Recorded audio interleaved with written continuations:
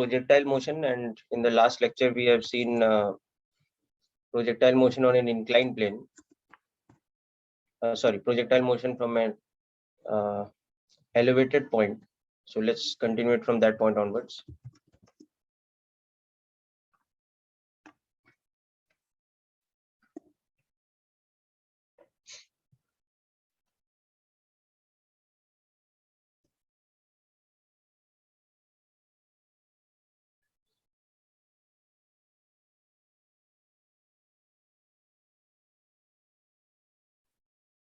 This is session number 7.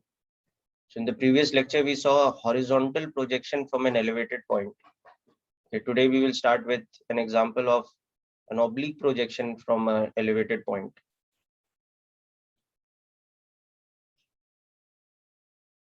Every time the method of making the equations is going to be the same. That is, we set up the XY coordinate frame, and from that point onwards, we write the equations of motion in component form and set up whatever condition that is required. So for example, if we have a situation like this, where we have an elevated point which is at a height of, let us say,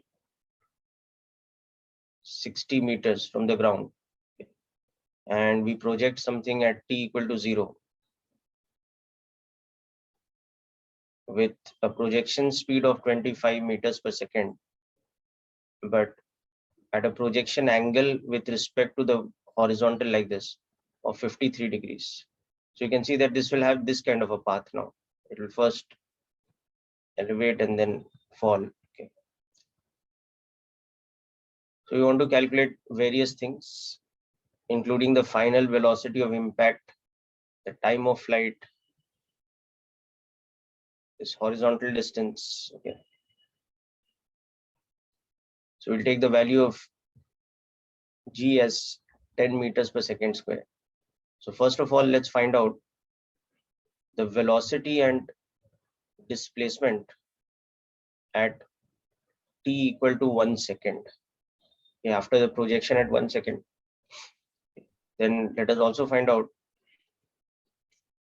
the maximum height achieved from the ground level. This is the ground. And then we will find the time of impact with the ground.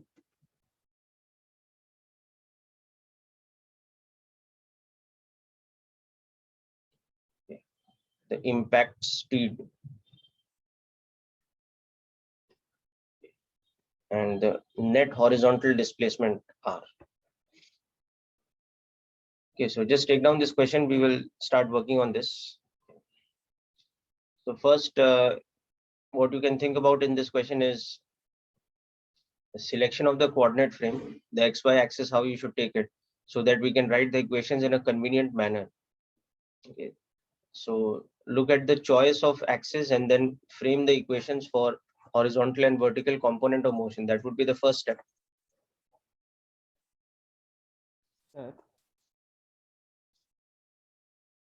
Sir.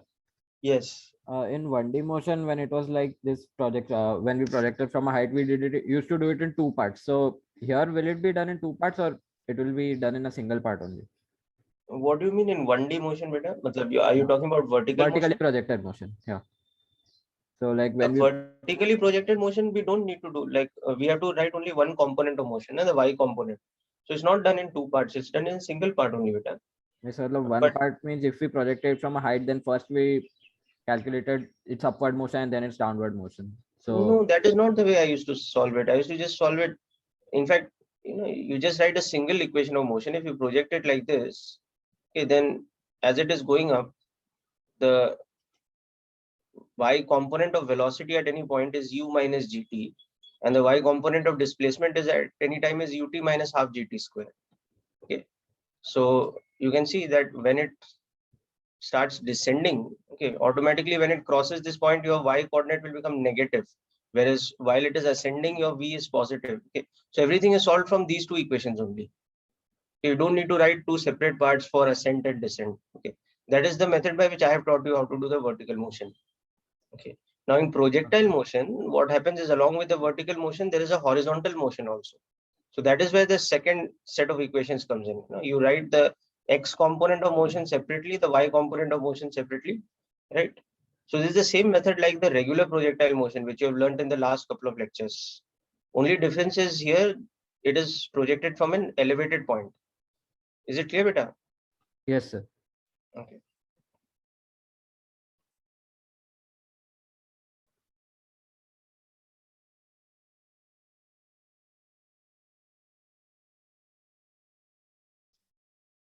So since the oblique projection velocity is in such a way that it has a vertically upward component initially, so what you can do is you can take the upward direction as your y-axis. As usual, take the origin as the point from which you're projecting. But take the y-axis upwards because we've given an upward component of velocity. Okay, so this is our y-axis, this is our x-axis, this is our origin, the point of projection. So now this initial velocity u, it needs to be divided into components. Okay, so as the particle goes like this, at any time t, if the coordinates are x and y, and the velocity is v, you can write an equation for it. Okay, and then eventually when it hits the ground, there'll be a certain condition on it. We'll discuss. That is because this height is given to us as 60 meters. Okay.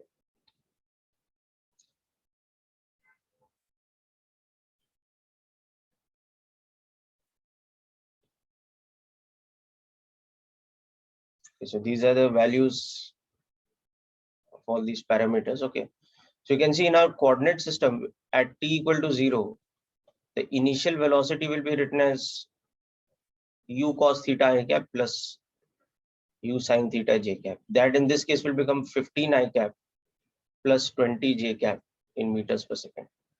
Okay, and the acceleration is minus gj cap, so that's minus 10 j cap meters per second square. Okay. So once you've done this, now you divide the motion into the two components. Okay, the x or horizontal component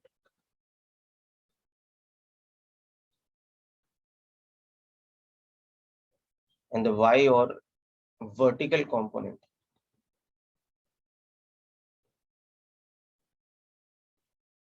So the initial horizontal velocity is this much. Okay, and the horizontal acceleration is 0. So at time t, the horizontal component of velocity remains uniform, and therefore the horizontal component of displacement is just that uniform velocity into time in meters. Whereas as far as the vertical component is concerned, the initial velocity is u sine theta with a positive sign because it's upwards. So this is 20 meters per second. Okay, and the acceleration along the y-axis is minus g or minus 10 meters per second square. So at that instant of time t, the vertical component of velocity will become 20 minus 10t. So you can see that when Vy becomes negative, you're at a position like this. For this one, the y component is negative, so it started its descent. But over here in this one, at this point, you can see that Vy is positive. So it is ascending. Okay, so that's how you'll understand at what time it starts to descend, at what particular range of time it's ascending, and so on, so forth. Whereas the y coordinate as a function of time, it'll be like this: ut plus half at square.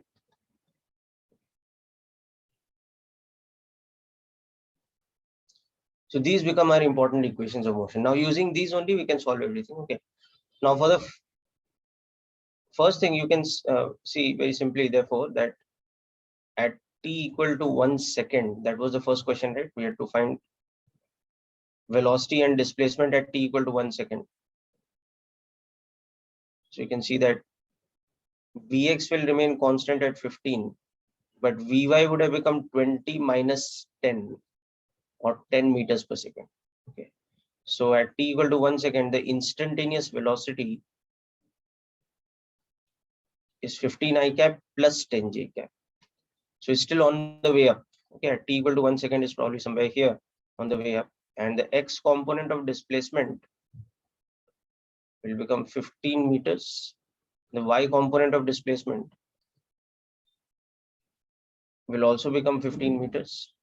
So the displacement will become 15 I cap plus 15 j cap. Okay. So if it is somewhere over here, then that xy coordinate are given by this 15, 15.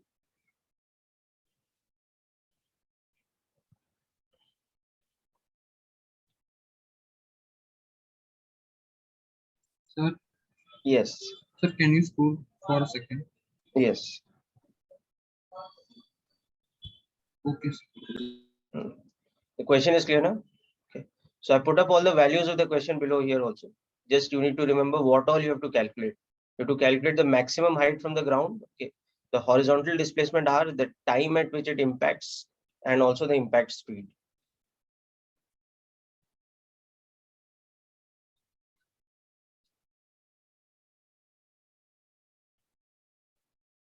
So next thing we'll calculate is somewhere here, it will be at the maximum height from the ground.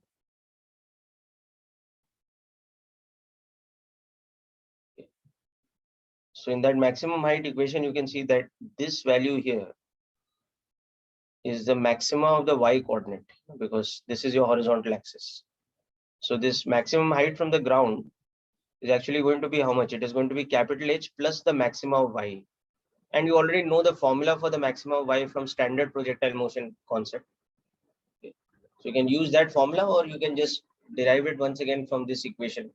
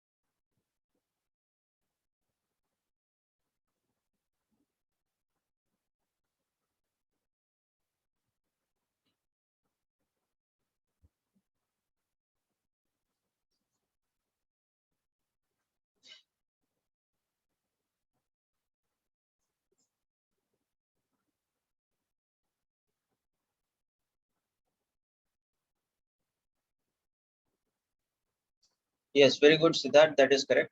Okay. The maximum height from the ground, your answer is correct. Soham, correct. Very good.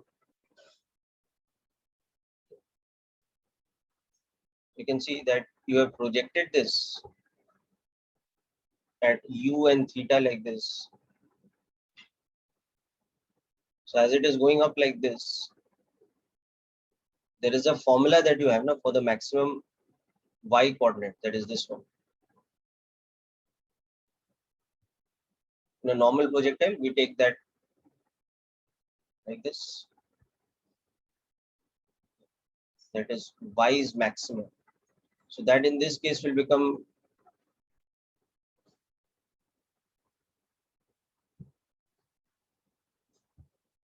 so you see that will become 20 meters. Or you can solve it this way, that the y coordinate is 20t minus 5t square.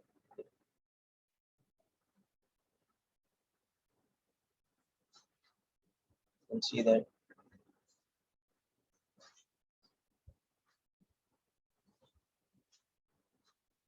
so it reaches its maxima at 2 seconds.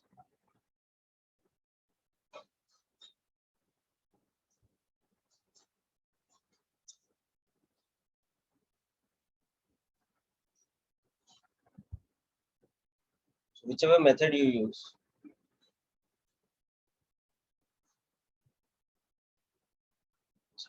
okay. So therefore the maximum height from the ground, that is going to be your height of the elevated point plus this. So it's going to be 80 meters. So of course the most efficient method of doing this will be just using this formula directly. Okay. So just relate this solution with the diagram above and it will make sense. Okay. Now we come to the more tricky things of, so this is the second part done.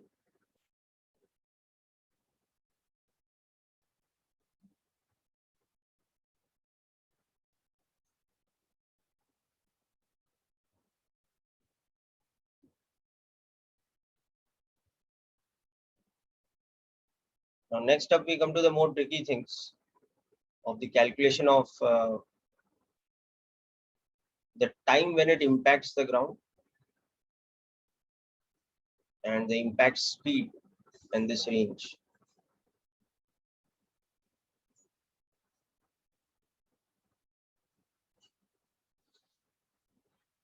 Siddharth, no, I think the value of time will be quite a simple value. Just check your equation again.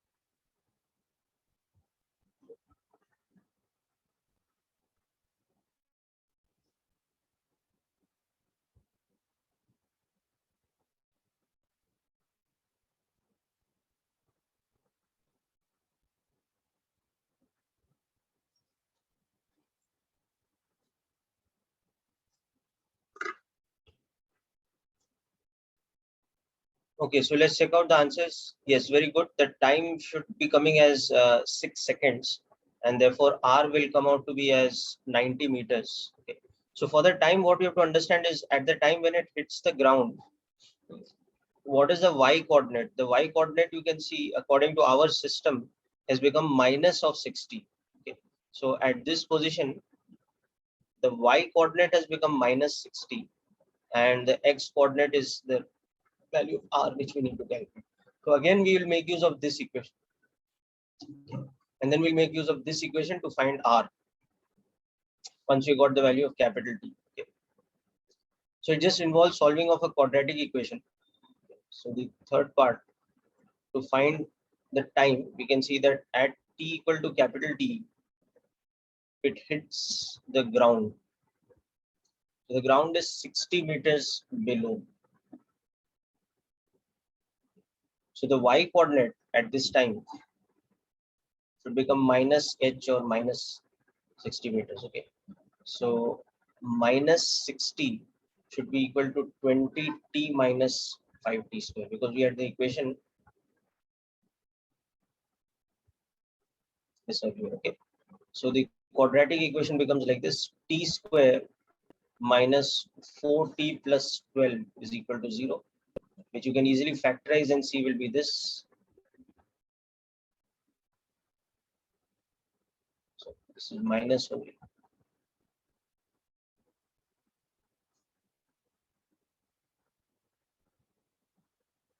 Yeah.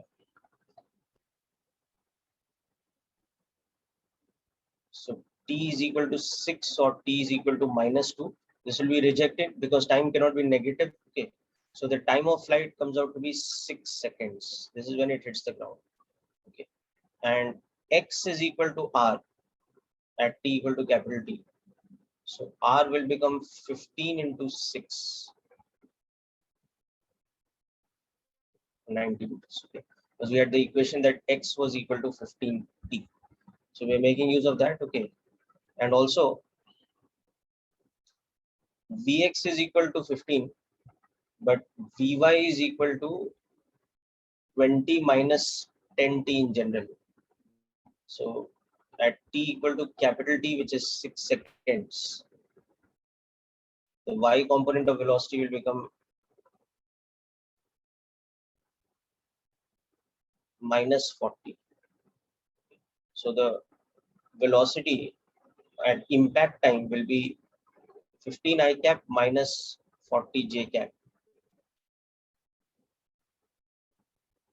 on impact. So its magnitude, if required, you can calculate like this.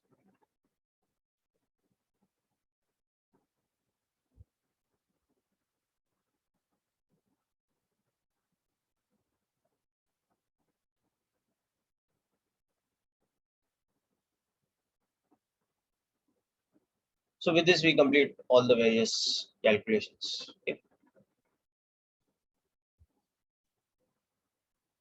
So this is the standard method of solving any projectile like this now, which is from an elevated point, but with oblique projection. Last time we had seen from an elevated point, but with horizontal projection. Now we are seeing with oblique projection.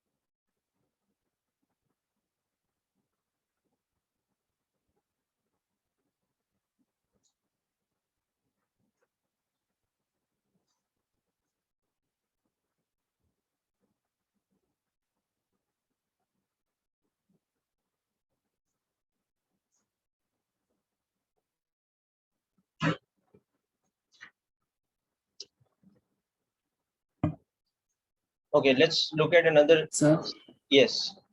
can you just explain the velocity vector part again? Which part, beta? The final velocity part at t is equals to 1 second. So final velocity is basically, see, it is the value of velocity at the time of impact. No? Yes. So at t equal to 0, we are projecting it and is going and hitting this at the time t equal to capital T. So whatever velocity it's having, that is the impact final velocity. So now we have calculated the value of capital T. We have got that it's 6 seconds. Okay. And in general, we know the velocity as a function of time. No?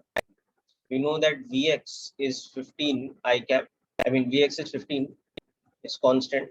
But what about Vy as a function of time? It is 20 minus 10t. This we had derived earlier. So at this time, what is the value of Vy going to be? It's going to be 20 minus 10 into 6. No? So it's going to be minus 40. Whereas what is the value of Vx? It will be this. So what is the final velocity of impact? It is Vx, which remains constant, 15 I cap, but plus this value of Vy, because the time is 6 seconds. So it's minus 40. Is it clear now? Yes, it's true. So it has a y component which is negative, which is obviously the case, no? Because we're taking the y-axis like this. So its y component should be negative. So this Vy is minus 40 and the x component is 15, which is the same as the initial because there is no x component of acceleration. So x component remains constant, but the y component here is that 6 seconds. It is changing from plus 20 to minus 40. So when it hits the ground at 6 seconds, that y component is minus 40. Yes. Okay. So this is the general method that we'll always use for any such calculation. Okay. So I will just give you another variation question of this to try out yourself so that you are confident with the this thing, all the calculation methods. So we'll take a similar situation, but this time we'll project in such a way that the velocity is pointing sort of downwards. Okay. Instead of pointing in a sort of upwards way, we are throwing the object like this, let's say. Okay. So in this case, let us take the initial velocity as, let us say, 10 root 2 meters per second. Okay. But let's project it at an angle which is like this of 45 degrees. Okay. And g is equal to 10 meters per second square like this. And this height from which we are projecting it, this height, let us take it as let's take it as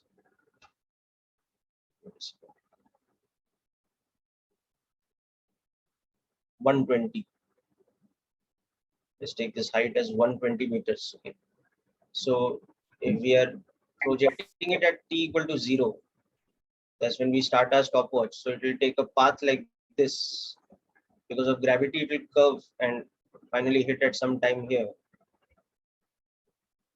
So the final impact velocity, the time of impact, and this horizontal distance, we have to calculate all these things. Find t, the impact speed, and this horizontal. Okay. Just try this out yourself. Use the similar kind of approach that we've taken up above. Okay. First thing is decide on your coordinate frame, how to take x and y axis. Then write all your vector quantities like u, acceleration, and all these things in component form. Okay. And then write your equations of motion in component form. So separate equations of motion for x-axis, separate equations of motion for vertical or y-axis, and then apply the condition that is required.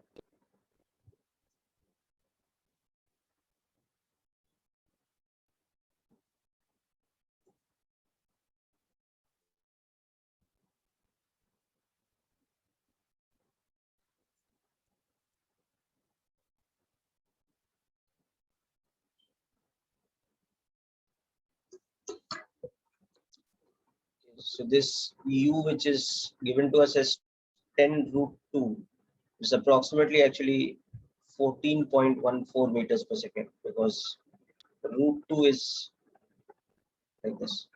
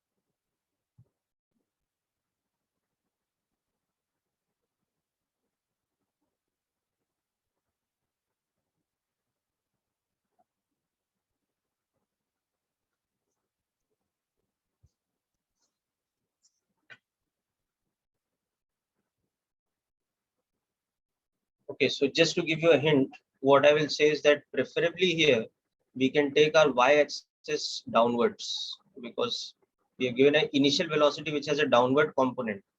So it would unnecessarily put a minus sign with our initial velocity. So it's easier if we take our y-axis downwards. Okay. So having done that, you can see our initial velocity can be written as u cos 45 I cap plus u sin 45 j cap, and our acceleration can be written as g j cap because it's downwards.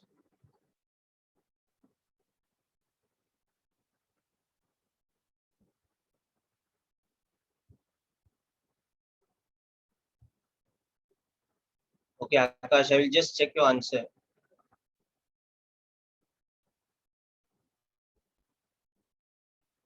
So our initial velocity is over here 10 I cap plus 10 j cap, and our acceleration is 10 j cap in meters per second square. So now if I divide the motion into x and y component, but remember here that the y component is downwards, it's not upwards. So ux is 10, ax is 0. So the x component of velocity remains constant, and the x component of displacement will become 10t in meters at any general time t, whereas uy is 10 meters per second downwards, ay is 10 meters per second square downwards. So the y component of velocity will become like this, and the y component of displacement will become like this in meters. So you use these equations. Okay. Just check your answer for time once more. I think get a different value. You might have made a mistake with sign. Okay, so just check out Akshat. Yes, I have.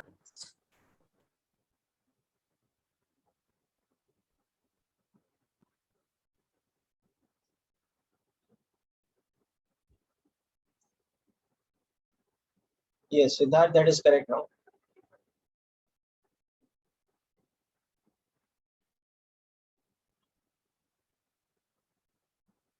So what is the time capital T you're getting, Siddharth? Yeah, that's correct. The value given earlier is correct for time. R is also correct. Okay. Only your impact speed had to be corrected this time. Yes, Akshat, your answer is correct now. Good. So I'm correct. Very good.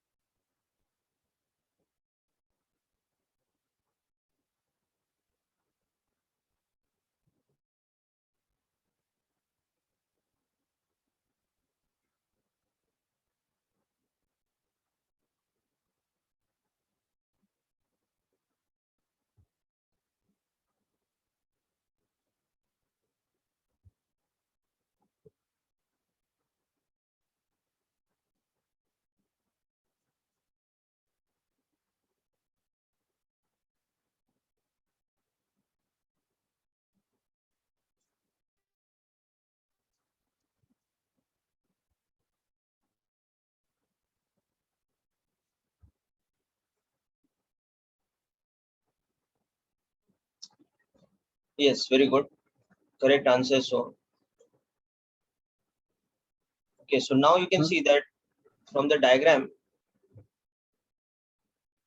Yes, correct, Akshat. Okay, so from the diagram, you can see that at t equal to capital T, the y coordinate should be h or 120 meters and the x coordinate should be r. So that's what we want to calculate. So from this equation, that y is equal to 10t plus 5t square, substitute this condition. So 120 should be equal to 10t plus 5t square or t square plus 2t minus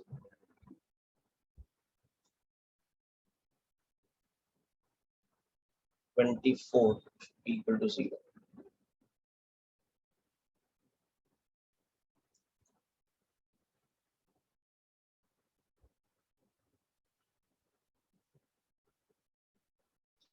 If you factorize it, you will get like this. So t is equal to 4 seconds is the correct way. T equal to minus 6 is what we reject over here. So once you got this, now you can see that the x coordinate is the range. So x in general was 10t. So r is equal to 10 into 4.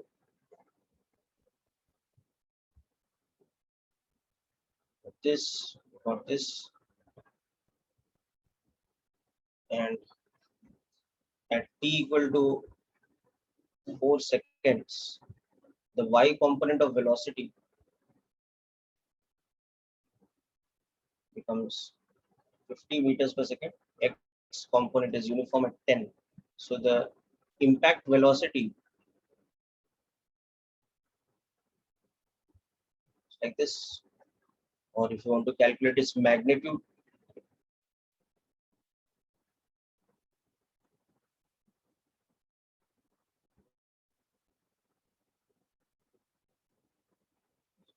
okay.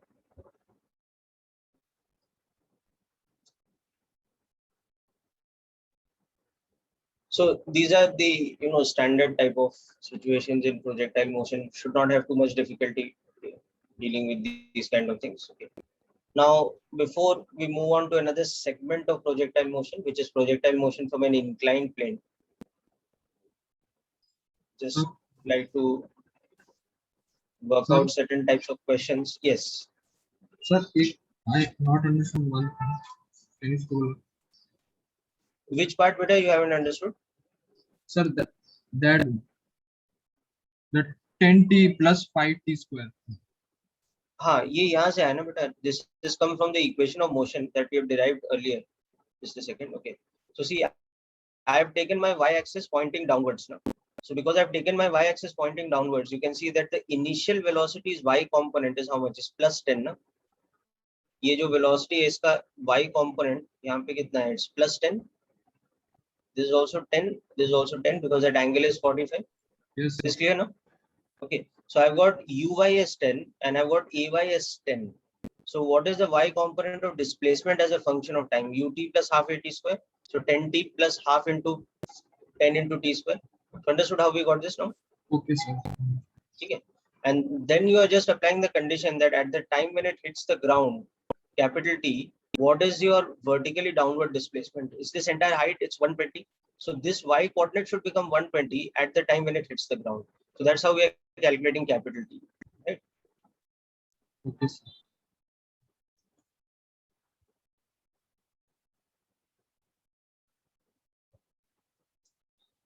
Okay, so just once more go over the solution, including the solution of the quadratic equation, the roots and all that.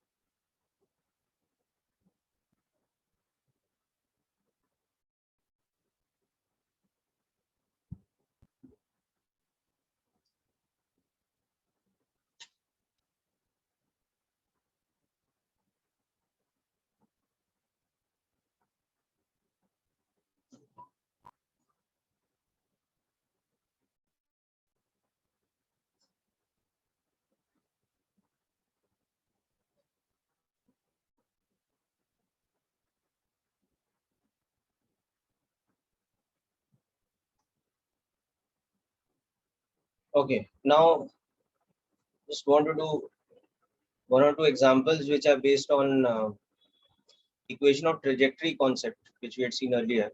So just to recall, equation of trajectory.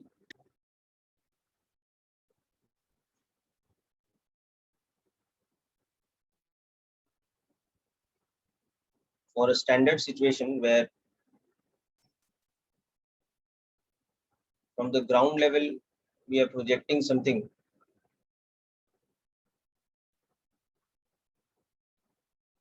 like this. So it goes on a path like this, taking this as our x-axis and this as our y-axis. Any point on this, whether it is this point here or some other point here, all these points satisfy an equation which is given by y is equal to x tan theta minus half gx square upon u square cos square theta, or more conveniently this could be written as x tan theta into 1 minus x by r. This is the more convenient way of writing this, where r is u square sine 2 theta by g. So let's see some examples of the applications of this. Sir, Yes, sir, it is a type of formula. it is an equation, beta. It's an equation that relates the path of the particle in the xy plane.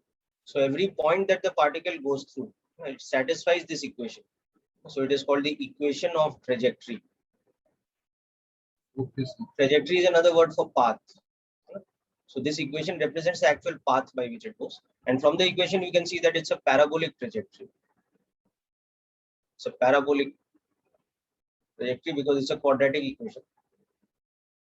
Because y is quadratic relation of x. Sir? Yes. So is this equation similar to the one that I have given earlier? Is it similar to? The equation that one we have given earlier for projectile motion. Yeah, this is the same equation. In projectile motion, we had seen this equation of trajectory. So we are just looking at some application examples. Okay, this is just what I've written above is just for you to recall this equation. We've seen this before already in standard projectile motion. So now let's look at some application examples. So what is happening is, in one particular example, a projectile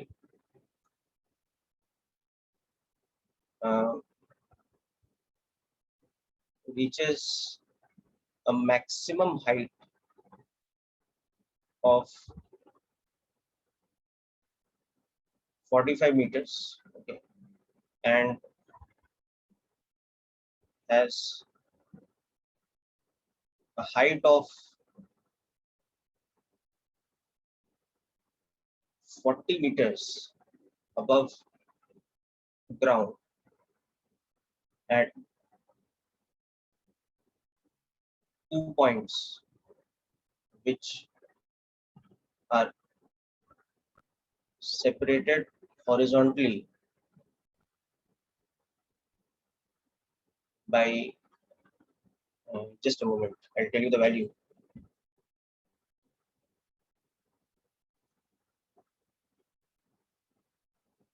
$80 meters. Okay. So find its range, its projection speed and angle of projection.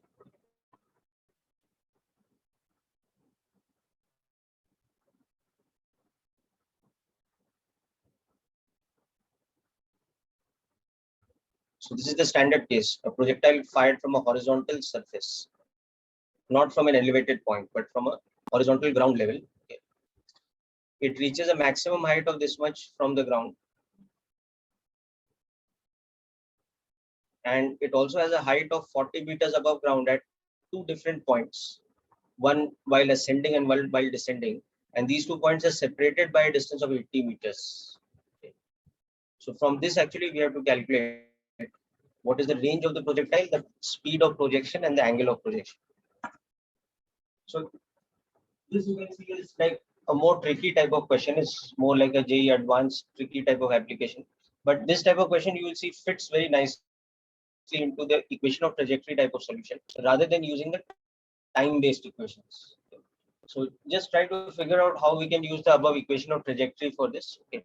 Also try to figure out what the meaning of the question is from a diagram. You make a diagram and try to figure out what all values are given in the diagram.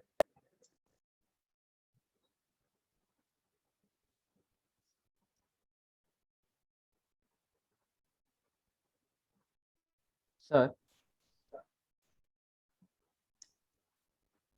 So, sir, when we use this equation of trajectory for elevation projection from an elevated point, then it does not work when we put x is equal to r, right?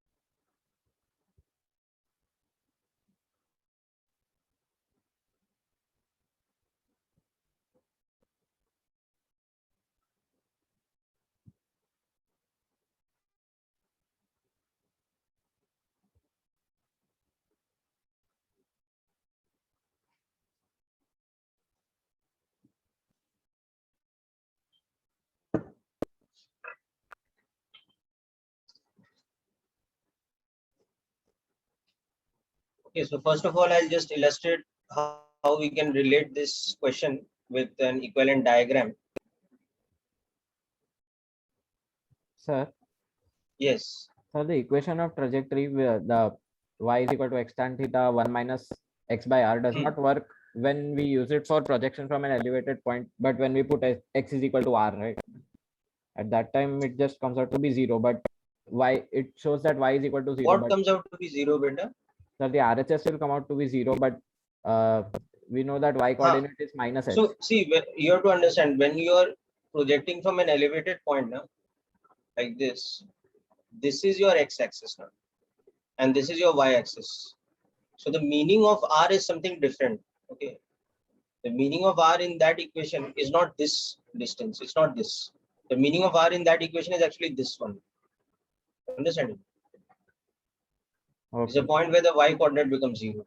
But this equation still holds. Okay, so if you have got this theta and you know this u, and you write that equation of trajectory, then any point here also will satisfy the above equation. Understood? Okay. So just the r that's used there is different. Matlab you just should understand that in the equation of trajectory, r should be substituted by what formula? This formula here, u square sine 2 theta divided by g. This is the value of r that you should substitute here always. Okay, whether it is on the horizontal ground or from an elevated point, whatever be the case, the value of r should be substituted. Or better still is if you remember the equation in the primary form, this form, it's always correct. Okay, because it's in terms of u and theta only, na? So it has nothing to do with. Okay.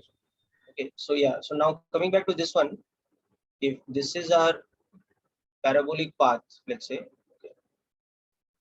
So in this particular question, what all things are given to us? Let's start with understanding that. So one thing that is given to us is this maximum height. We know that this maximum height is 45 meters. Okay. Another thing that is given to us is that there are these 2 points. Okay, one on the ascent part of the trip and one on the descent part of the trip, both of which are at a common height of 40 meters. Okay. But the horizontal distance between them is 80 meters. Okay. Now you'll see that if I name these points A and B, for example, these have a symmetry with respect to the overall projectile motion. Say there's a symmetry between these points, and that symmetry will be such that if this distance is d, then this distance is also d. Okay. So you can see that the range here can be replaced as 80 plus 2d. Okay. The maximum height is 45 meters. Okay. And you can also see the coordinate of the point A is that x is equal to d and y is equal to 40. Similarly, the coordinate of the point B is that x is equal to 80 plus d and y is equal to 40. Very good. That's correct, Swan. That's correct. Okay. So we can make use of all this information. Okay. Now we can see that this parabola on which all these points are lying, A, B, C, D, etc. That parabola has the equation y is equal to x tan theta into 1 minus x by r. Okay. So here r's value is this. Okay. Now, for example, this is at the point C, that is a maximum height point. You can see that the y coordinate, for first of all, the x coordinate will be r by 2.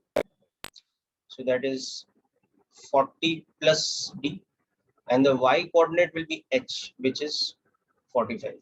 So if I substitute this, I have 45 is equal to 40 plus d into tan theta into 1 minus, this will become half.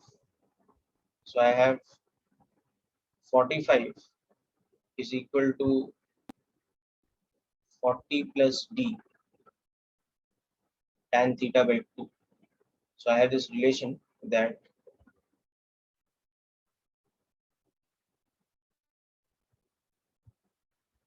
so this is my first equation. And this you can see that d is unknown and tan theta is unknown. So I need one more equation at least. Okay. So the second equation will come by substituting the point E. This is satisfied by the point E. So at the point A, what is happening? X is equal to d and y is equal to 40. So substitute that in the equation. So 40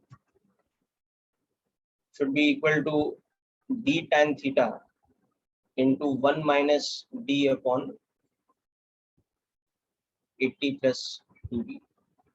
So I have a second equation now, that 40 is equal to d tan theta into, now if I solve this, this will come 80 plus d upon 80 plus 2b.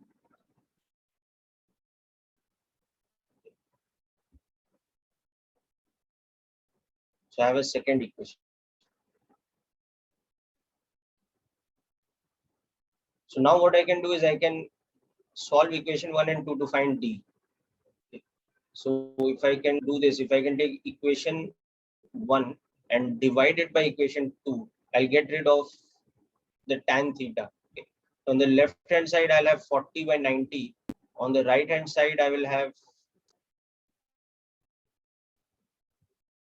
40 plus d.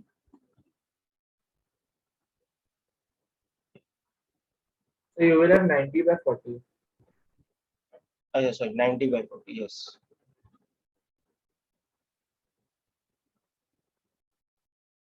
Correct. 90 by 40 is equal to 40 plus d. Tan theta will cancel out. Okay. And when I divide this, there will be the 80 plus 2d in the numerator and d into 80 plus d in the denominator. Okay. So now I can solve this for d. It's a quadratic equation. So I have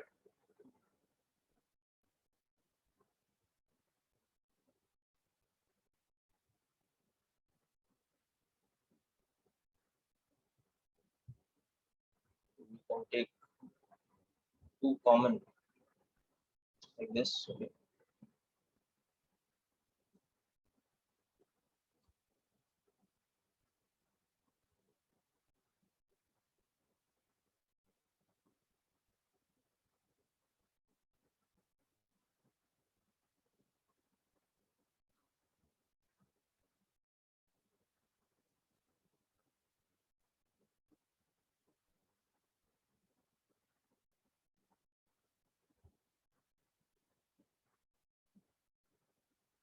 $720 minus 640. So that will give us how much? 60 minus So 80, right? sorry 80D.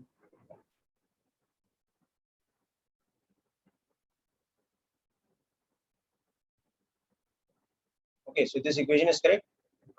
Sir, 80D. What 80 beta? 720 minus 640 is 80, not 60. Sorry, so this will be 80 na, instead of 60. Yes, sir. Roots are minus 160 and 80. So we can solve it this way also. B square minus 4ac will become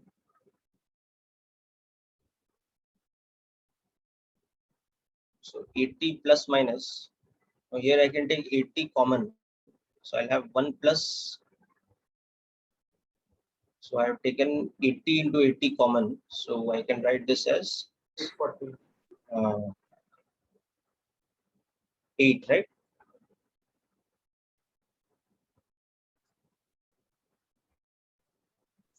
So 640, right?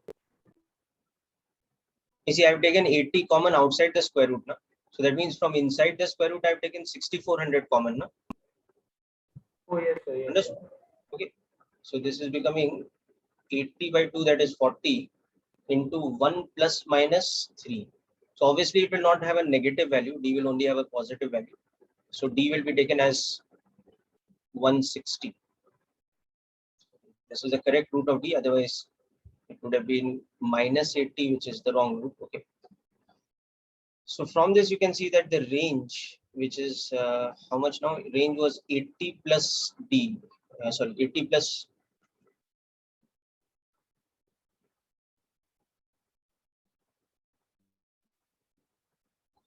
Just a second. Getting something wrong here. It should be 40 and not, I mean, it should be 80. I made some mistake here.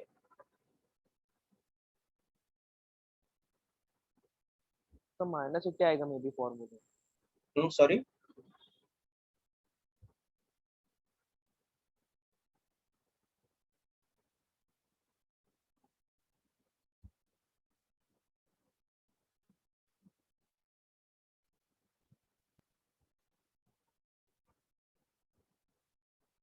Oh, this is with a minus sign. Okay, right. Yes, sir, minus 80. So the positive root is actually 80. The negative root is minus 160.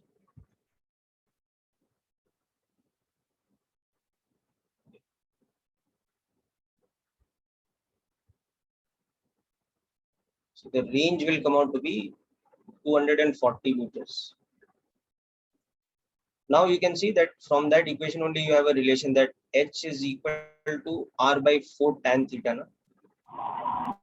Because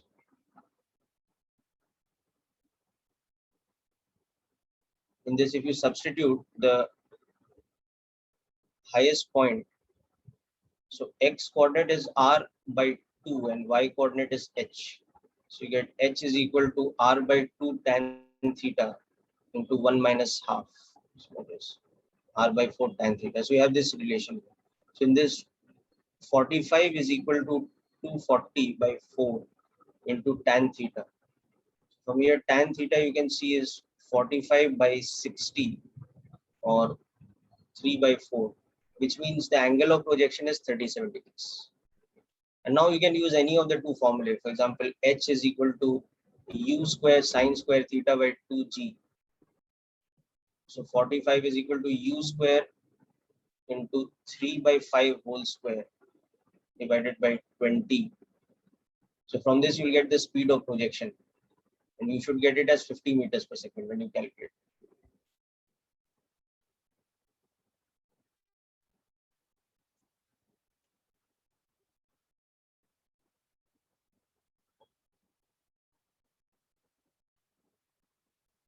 Okay, so this you can see is like, you can say the maximum difficulty level of anything to do with projectile motion, especially the standard case of projectile motion from a horizontal plane. These type of questions are the more tricky ones where you have to use equation of trajectory. Otherwise, generally speaking, they are like, standard formula based questions where you can use those basic formulae like formulae for maximum height, range, etc. So please show the graph. So you will find a few questions of this type in HC Verma, as well as, I mean, towards the end, around question 40 to 45, those type of questions. Also, few of them are there in the worksheet. I have to send you the projectile motion worksheet. I'll be sending it today. Sir, you have sent one assignment. In projectile, I have sent one. No? Yes, sir. Okay, yeah. So I think last lecture I would have sent No, it. sir, So that just one. so that has some questions. Plus, I will send an additional revision exercise for projectile also. So that will also have inclined plane problems, which we are going to discuss next. So all Sorry, that sir, you practice should haven't. be more than enough. Can you send projectile motion assignment once again? No, sir, you haven't sent actually. Sorry. I haven't sent, is it? My friend, so I got Okay, it. okay. Yes, I'll sir. send that. Yeah.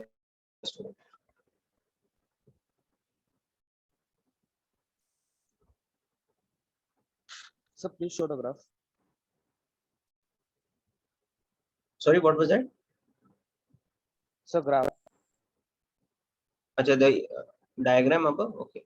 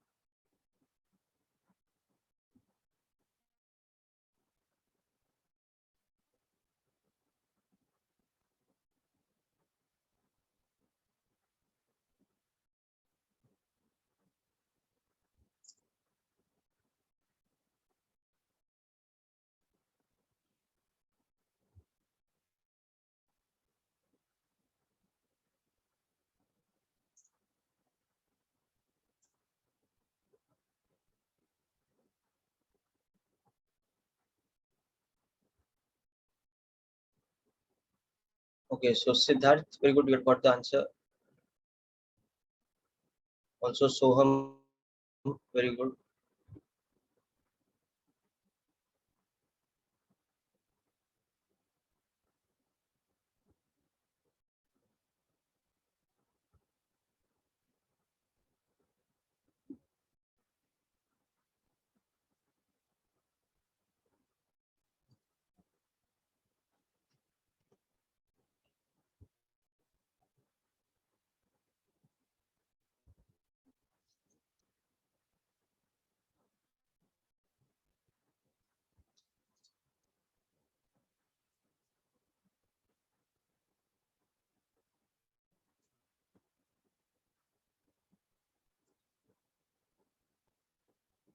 So I'm just sending an additional assignment of projectile motion on the greenhouse group. Just a moment, it will be there with you.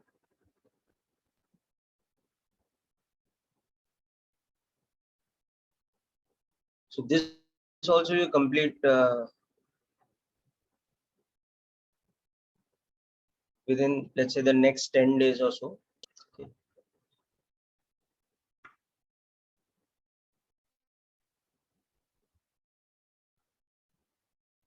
Sir, can you scroll? Yeah. So I'm scrolling down now to the final part of the solution.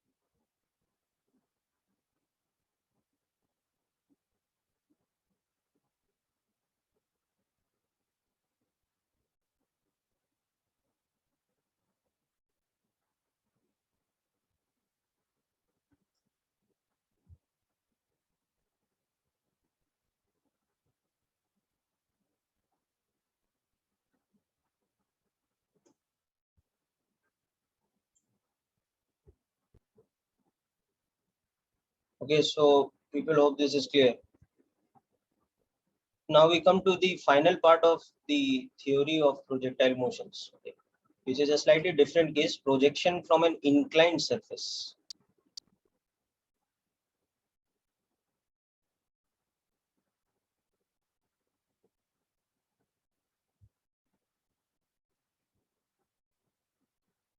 So this is the case where actually we have to write the equations again.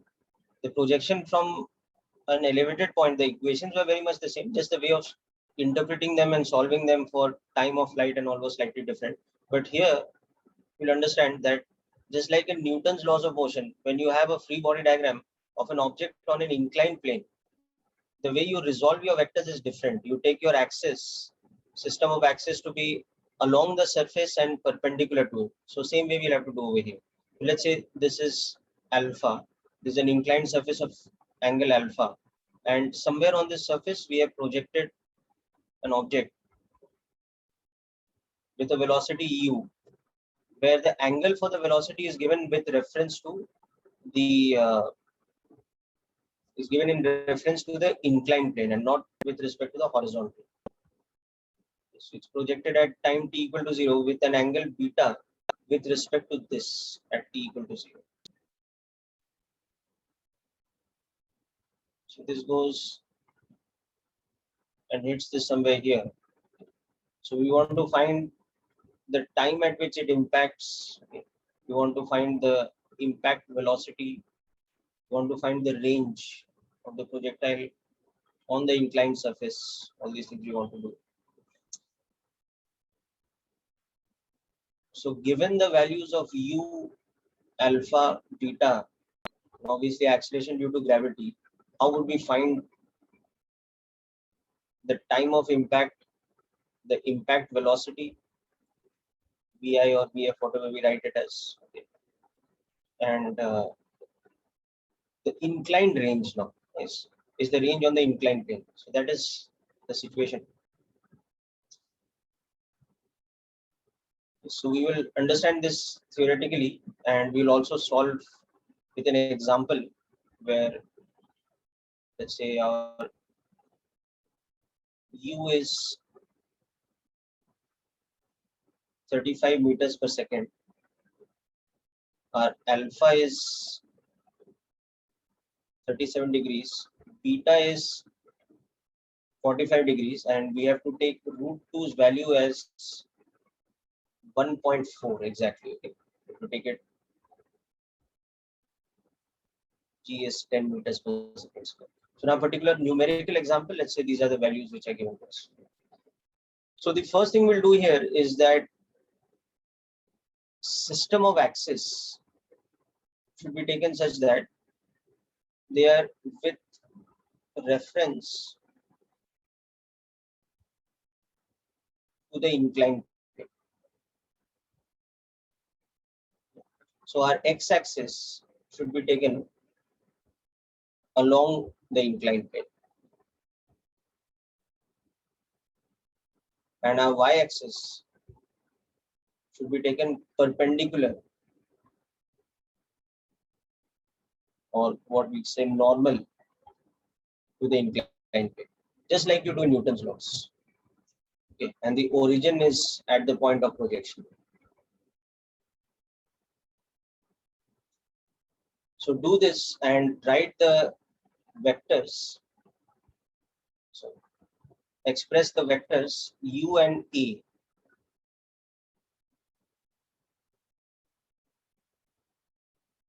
in component form. Because once you've done that, then you can write the equations of motion also in component form.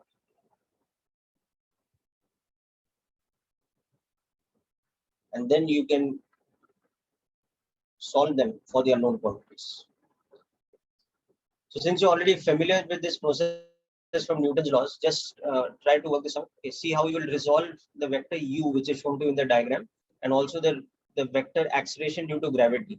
Acceleration due to gravity, as usual, will be a vertically downward vector like this, but it has to be resolved according to the system of axis which we are taking like this.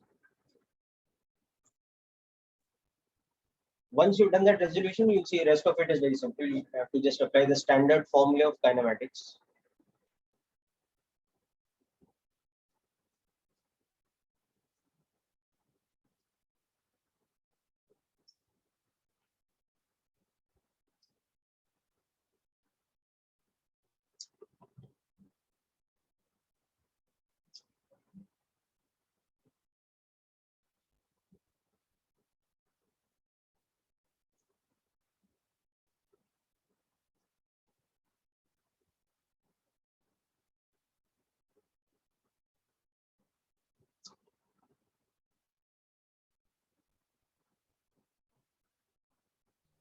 Sir, if we are taking the x-axis along the inclined plane, then why do we need to take the components? How will we solve the equation beta without taking the components? It's a 2D motion, na? So we have to represent everything in component form. The motion is not 1D, right?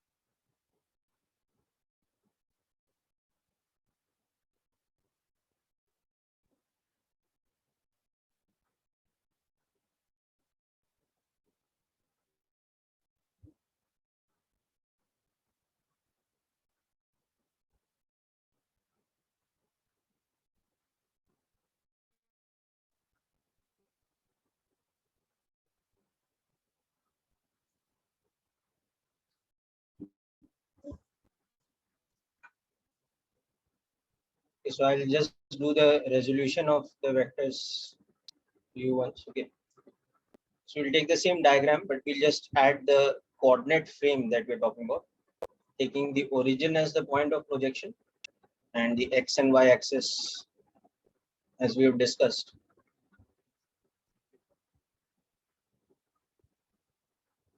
So we should take our x axis along the inclined plane. So that's like this.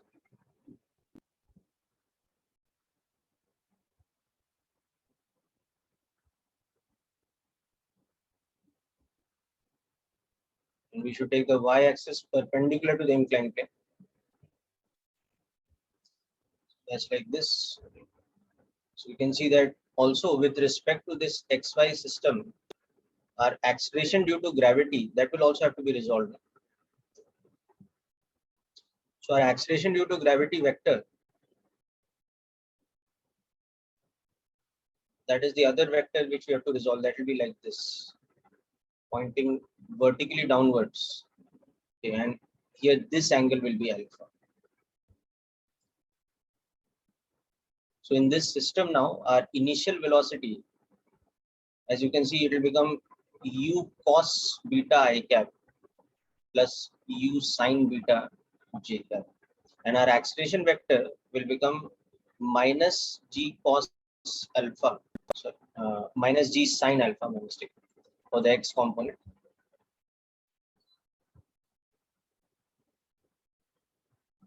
And minus g cos alpha j cap.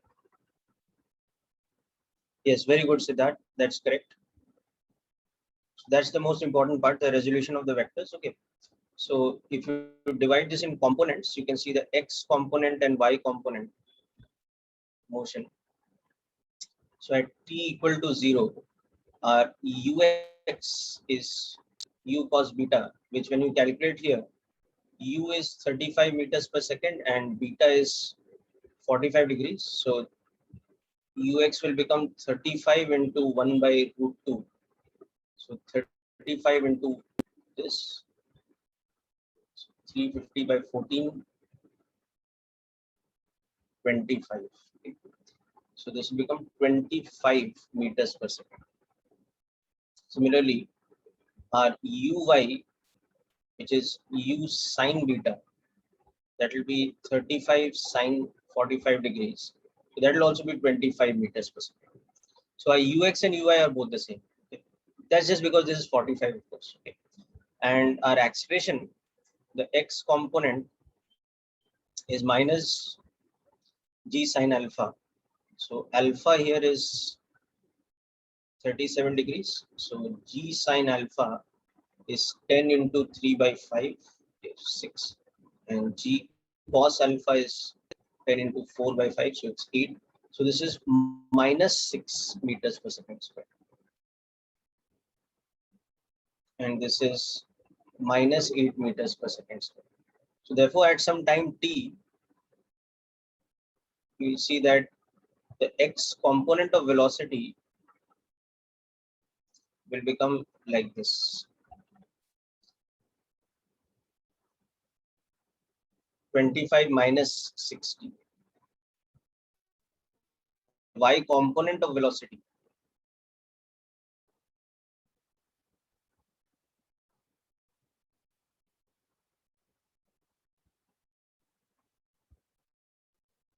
will become like this. And likewise, now we can see the x component of displacement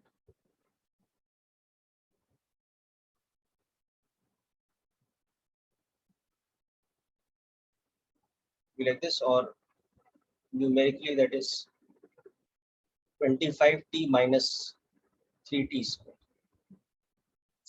And the y component of displacement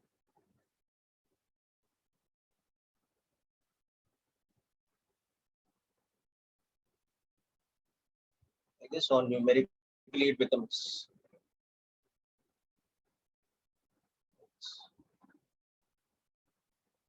so. Once you reach this situation where you can express the velocity and the coordinates as a function of time, or basically you got the equations of motion in component form, Rest of it is just about proper substitution. You can see. To find capital T, okay, R and the impact velocity, we just need to substitute the proper things over.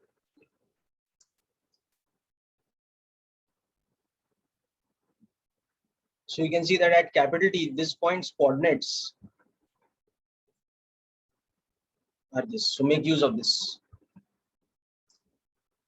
Yes, very good, Siddharth. That's correct for capital T.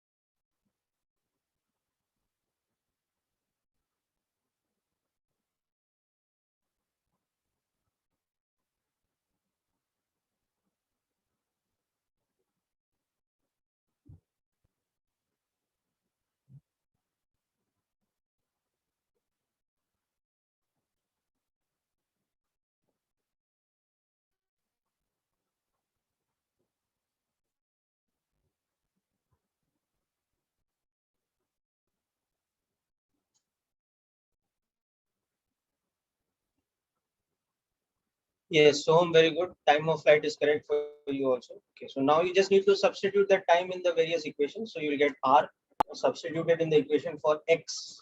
So you'll get the range on the inclined plane and substitute it in the components of velocity. So you'll get impact velocity.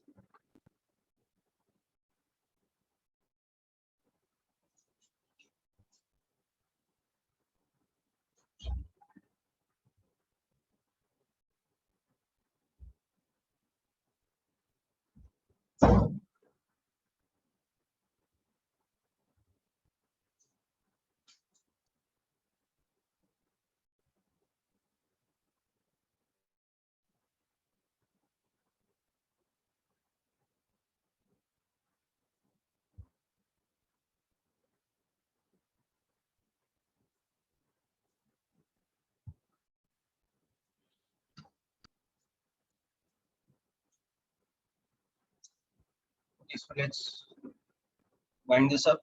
So you can see that at t equal to capital T, the y coordinate is 0.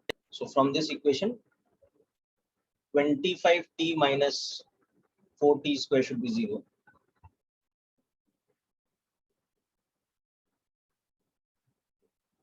So this is the initial time you won't take this, and second root is the correct value of time of flight. So that is the impact time. And again, at that same time, x is equal to r. So from that above equation, you can see that r will become 25 capital T minus 3 capital T square. You just write this as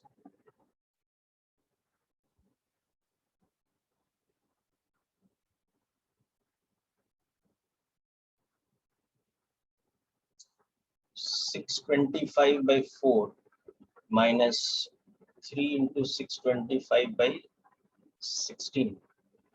So if you take 625 by 4 common, you will have, in fact, we can take 625 by 16 common.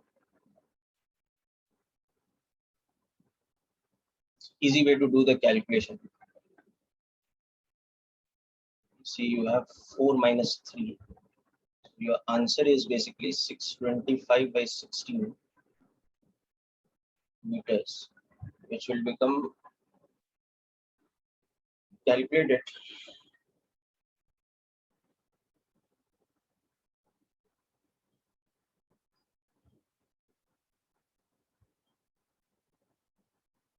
Come out to be about 39.1 meters approximately.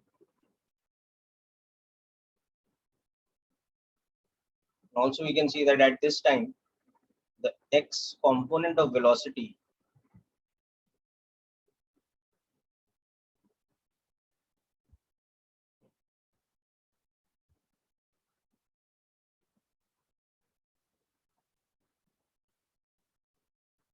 and the y component of velocity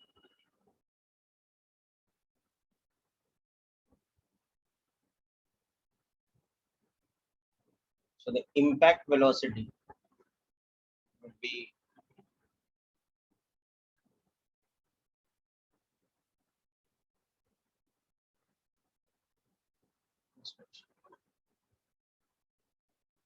yes, we have got the range, we've got the time, we got the impact velocity. So these are the various kind of things that you can be asked to solve in this kind of situation, projectile motion on an inclined plane. So this is actually like a variation case because you have to change your system of equations because you are changing your coordinate frame. Instead of vertical and horizontal axis, you're taking oblique axis. Yes, it will come roughly something like that. That's correct. Okay. So anyhow, so with this we complete projectile motion. Okay, so of course, next lecture we will keep time for doubts both from HC Verma as well as from the worksheet which I'm sending you. Okay, so please start working out questions and try to cover maximum questions of projectile motion. In HC Verma, you have to cover up to question 45. Okay. You will have straight line motion up to about question 24 or 25, and then onwards some projectile motion questions. Sorry, almost up to question 28. Then from 29 to about 45, you have projectile motion questions. So please try to work those out, especially you have some time off during Ganpati and all that. Okay, so that we can discuss the doubts and then move on to the last part of kinematics, which will be relative motion. So relative motion is a different part altogether. It's not going to be related to projectile motion. Okay, so that's it for today's session, people. Thanks for attending and wish you all the best. Thank you, sir. Thank you, sir.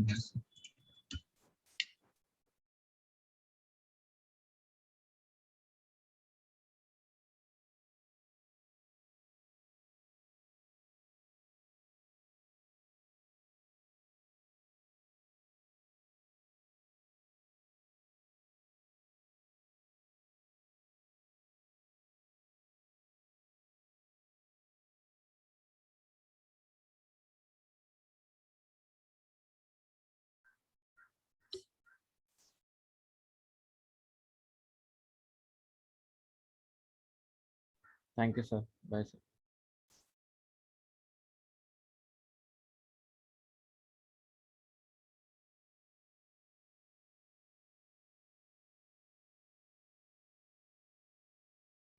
Thank you, sir. Bye.